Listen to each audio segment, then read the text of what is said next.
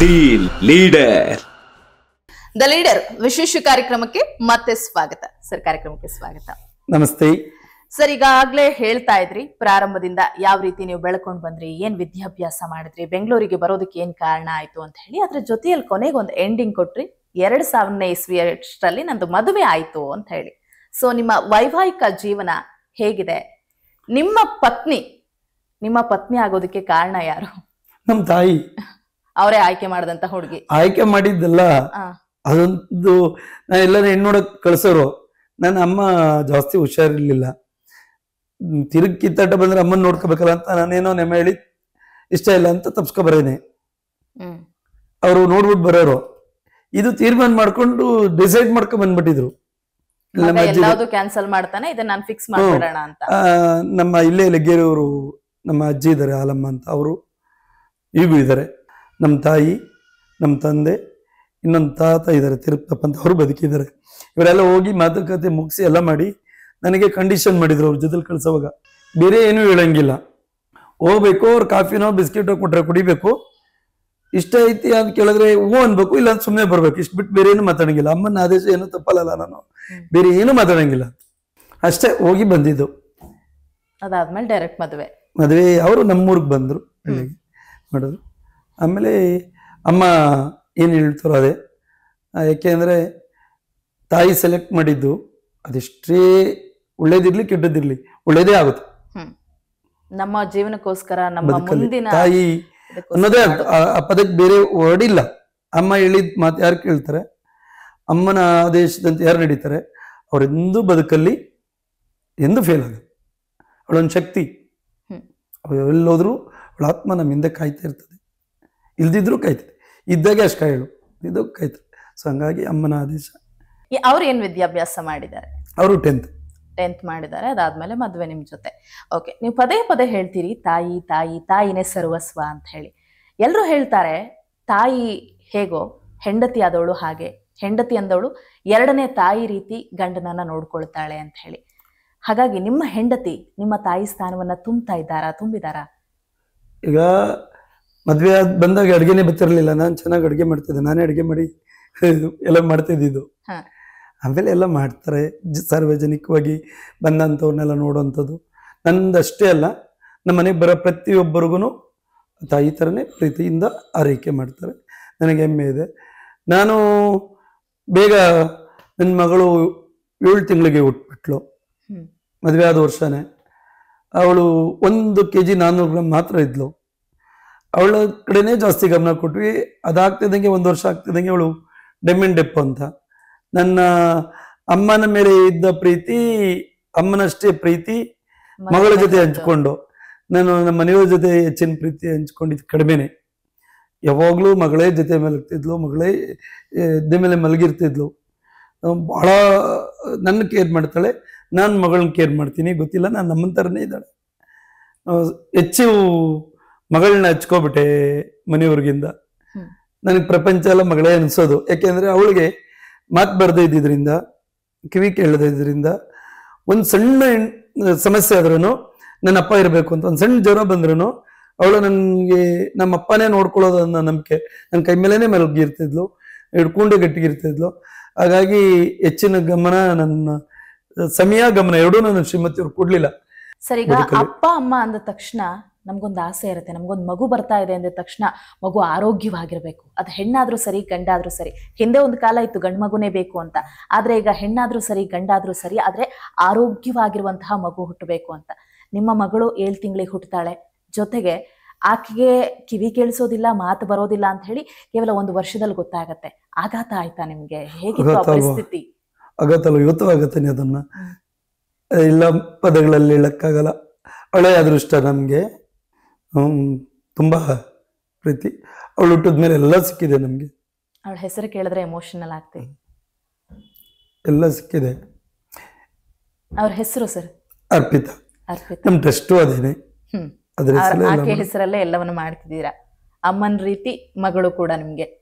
Sir, ಮಗ ಇದ್ದಾನಲ್ಲ, ಅವನೇನು ಏನ್ ಚಿಂತೆ ಇಲ್ಲ ನಮ್ಗೇನು. ನಾನು ಹೇಳು ಬಿಟ್ಟಿದ್ದೀನಿ, ನಮ್ಮ ಅವನ ಬದುಕು ಅವ್ನು ಕಟ್ಕೋಬೋದು. ನನ್ನ ಬದುಕೆಲ್ಲ ನನ್ನ ಮಗಳಿಗೆ ನಾನೇನು ಮುಚ್ಚಿಟ್ಕೊಂಡು ಹೇಳಲ್ಲ, ಅವನಿಗೆ ಹೇಳ್ತೀನಿ.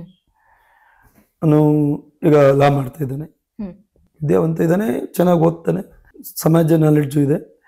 ನಾನು ಹೇಳ್ತೀನಿ, ಏನಾದರೂ ರಾಜಕೀಯ ಬದುಕು ಆರಿಸ್ಕೊಂಡ್ರೆ ನಾನು ಸಮಯ ಸಿಕ್ಕದಾಗೆಲ್ಲ ಹೇಳ್ತೀನಿ, ಯಾವುದೇ ಧರ್ಮ ಜಾತಿ ಭಾಷೆಗಳು ಬಿಟ್ಟು ಕರುಣೆ ಮೂಲ ಮನುಷ್ಯನಿಗೆ.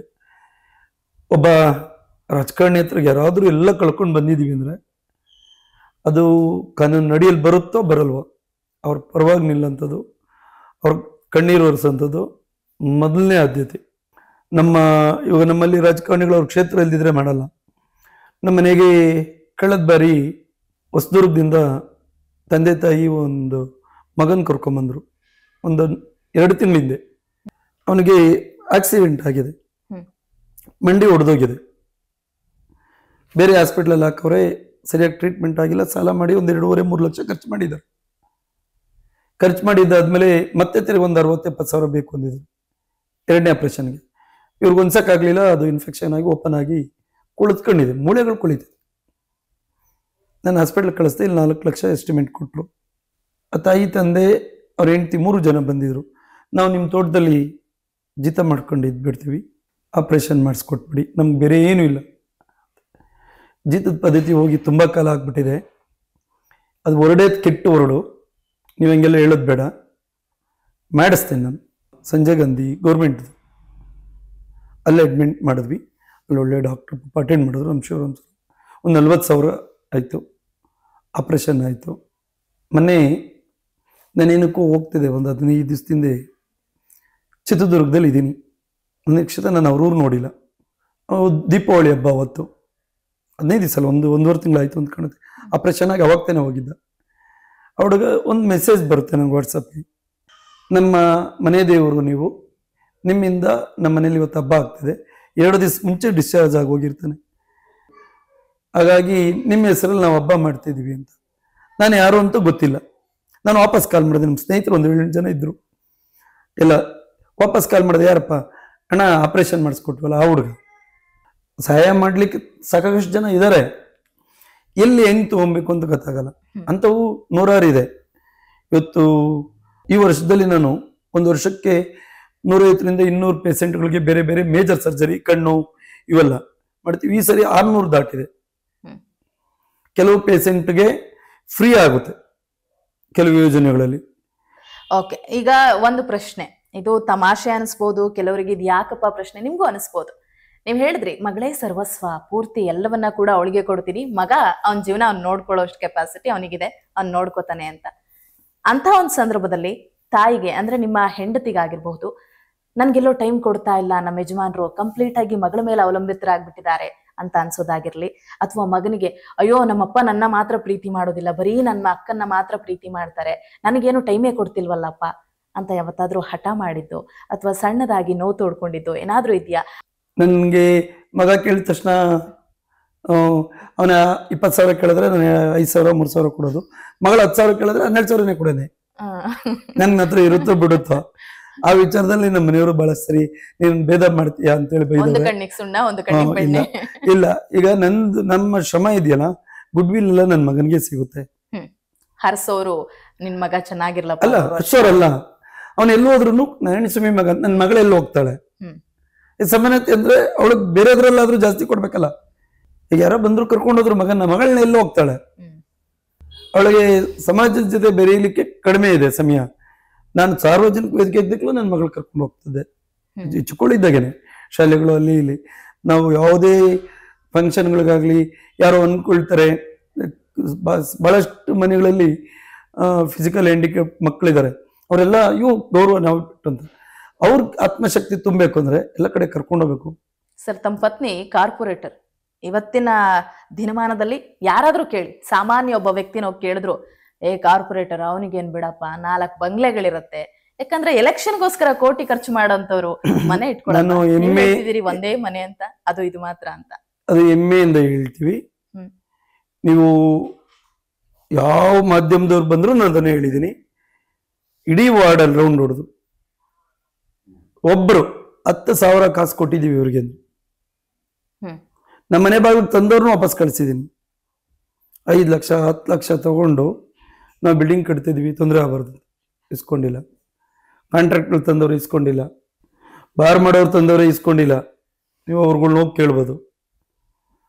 ನನಗೆ ನಾನು ಮತ ಕೊಟ್ಟಿರೋ ಜನ ದುಡ್ಡು ಇಸ್ಕೊಂಡು ಓಟ್ ಹಾಕಿಲ್ಲ, ನಿಮ್ಮನ್ನ ನೋಡಿ ಓಟ ಹಾಕಿದ್ದಾರೆ, ನಮ್ಮ ಸರ್ವಿಸ್ ನೋಡಿ ಓಟ್ ಹಾಕಿದ್ದಾರೆ. ನಾನು ಹಣ ಖರ್ಚು ಮಾಡಿ ಗೆದ್ದಿಲ್ಲ, ಮತ್ತೆ ನಾನು ಯಾಕೆ ಅಲ್ಲಿ ಹಣ ಇಸ್ಕೊಳ್ಳಿ? ನಾನು ಹಣ ಖರ್ಚು ಮಾಡಿ ಗೆದ್ದಿದ್ರೆ ನಾನು ವ್ಯಾಪಾರ ಮಾಡಿದ್ದೀನಿ, ವ್ಯಾಪಾರ ಮಾಡ್ಕೋಬೇಕು. ನಾನು ವ್ಯಾಪಾರ ಮಾಡಿಲ್ಲ, ನನಗೆ ಹೆಮ್ಮೆಯಿಂದ ಓಟ್ ಕೊಟ್ಟಿದ್ದಾರೆ. ನನಗೆ ಅವತ್ತು ಇಲ್ಲಿ ನಾವು ಗೆದ್ದಿದ್ದು ನನ್ನ ಶ್ರೀಮತಿ ಜನತಾದಳದಿಂದ. ಬೆಂಗಳೂರಲ್ಲಿ ಜನತಾದಳಕ್ಕೆ ಅಸ್ತಿತ್ವ ಕಡಿಮೆ, ಶಕ್ತಿ ಕಡಿಮೆ.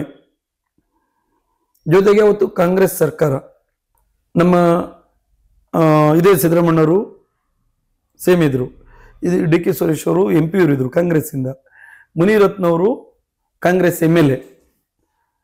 ಮುನಿರತ್ನವರು ನನ್ನ ಫೋಟೋ ಇಲ್ದ ಯಾರು 9 ವಾರ್ಡಲ್ಲಿ ಒಂದು ಗೆಲ್ಲಕ್ಕಾಗಲ್ಲ, ಒಬ್ಬರು ಗೆಲ್ಲಕ್ಕಾಗಲ್ಲ ಅಂತ ಅಂದ್ರು. ಹಿಂಗೆ ಚರ್ಚೆ ನಡೆಯುವಾಗ ನನಗೆ ಅರ್ಟಾಯ್ತು, ಇವು ಫೋಟೋ ಹಾಕೊಂಡು ಗೆಲ್ಲೋದಾದ್ರೆ ನಮ್ಗೆ ಯೋಗ್ಯತೆ ಇಲ್ವಾ ಅಂತ ನಾನು ಬಿಟ್ಟು ಬಂದು ನಿಂತೆ. ನಂಗೆ ಅಲ್ಲೇ ಕೊಡಕ್ಕೆ ರೆಡಿ ಇದ್ರು, ಕಾಂಗ್ರೆಸ್ಸಲ್ಲಿ ಟಿಕೆಟ್ ಕೊಡಕ್ಕೆ ರೆಡಿ ಇದ್ರು. ನಾನು ಸಹಾಯನೂ ಮಾಡ್ತೀನಿ ಅಂದ್ರು ಡಿ ಕೆ ಸುರೇಶ್ ಅಣ್ಣ, ಅವಕಾಶನೂ ಮಾಡಿಕೊಟ್ಟಿದ್ರು ನಮ್ಮ ಕ್ಯಾಟಗಿರಿ ಹಾಕ್ಲಿಕ್ಕೆ. ಇಲ್ಲ ನಾನು ಇಂಡಿಪೆಂಡೆಂಟ್ ನಿಲ್ತೀನಿ ಅಂತ ಬಂದೆ. ಅವಾಗ ಕುಮಾರಸ್ವಾಮಿ ಅವ್ರು ಕರೆದು ಟಿಕೆಟ್ ಕೊಟ್ಟರು. ಅವತ್ತು ನಾವು 3,000 ಲೀಡಲ್ಲಿ ಗೆಲ್ತೀವಿ. ದರ್ಶನ್ ಬರ್ತಾರೆ, 2 ದಿವಸ ದರ್ಶನ್ ಟೈಮ್ ಕೊಡ್ತಾರೆ ಇಲ್ಲಿ ಕಾರ್ಪೊರೇಷನ್ ಲೆವೆಲ್ಗೆ. ರವಿಚಂದ್ರನ್ ಬರ್ತಾರೆ, ರಮ್ಯಾ ಬರ್ತಾಳೆ, ಸಿದ್ದರಾಮಣ್ಣವ್ರು ಬರ್ತಾರೆ. ನಾವು ನಾಮಿನೇಷನ್ 300 ಜನ ಹೋದ್ವಿ.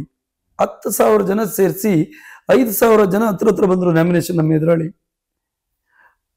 4-6 ಕೋಟಿ ಖರ್ಚು ಮಾಡಿದ್ರು. ಒಬ್ರು 5 ಕೋಟಿ ಅಂತಾರೆ, ಒಬ್ರು 8 ಕೋಟಿ ಅಂತಾರೆ. ನಾವು ಏನು ಬೂತ್ ಕೊಡ್ಬೇಕು ಅಂತಿದೆ ಕೊಟ್ಟಿದೀವಿ.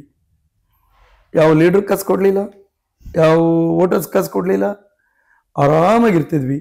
ನಾವು ಹೋಗಿದ್ದೆ 200-300 ಜನ, ಸಂಜೆ 5-6 ಗಂಟೆ ಬಂದು ಆರಾಮಾಗಿರ್ತಿದ್ವು.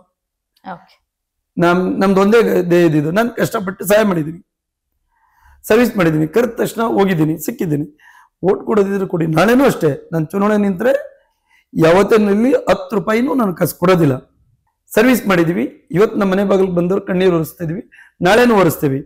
ಆಮೇಲೆ ನಾನು ಕಾರ್ಪೊರೇಷನ್ ಚುನಾವಣೆ ನಿಲ್ಲಲ್ಲ, ಅವ್ರದ್ದು ಜಾಗ ಒಂದ್ಸರಿ ಅವ್ರು ಬಿಟ್ಟು ಕೊಟ್ಟಿದ್ವಿ, ಅವ್ರು ಹೋಗ್ತಾರೆ ಅಷ್ಟೇ. ಓಕೆ ಸರ್, ಇಷ್ಟೊತ್ತು ಹೇಳಿದ್ರಿ ವೈವಾಹಿಕ ಜೀವನ, ಹೆಂಡತಿ ಬಗ್ಗೆ ಆಗಿರಬಹುದು, ಮಗ ಮಗಳು ಎಲ್ಲರ ಬಗ್ಗೆ ಹೇಳಿದ್ರಿ. ಸೊ ಮುಂದಿನ ಭಾಗದಲ್ಲಿ ರಾಜಕೀಯ ಹೋರಾಟ ಹೇಗಿತ್ತು, ರಾಜಕೀಯ ಗುರುಗಳು ಯಾರು, ಮುಂದಿನ ಗುರಿ ಏನು, ಇದೆಲ್ಲದ್ರ ಬಗ್ಗೆ ಮಾತನಾಡ್ತಾ ಹೋಗೋಣ. ಧನ್ಯವಾದಗಳು. Deal leader.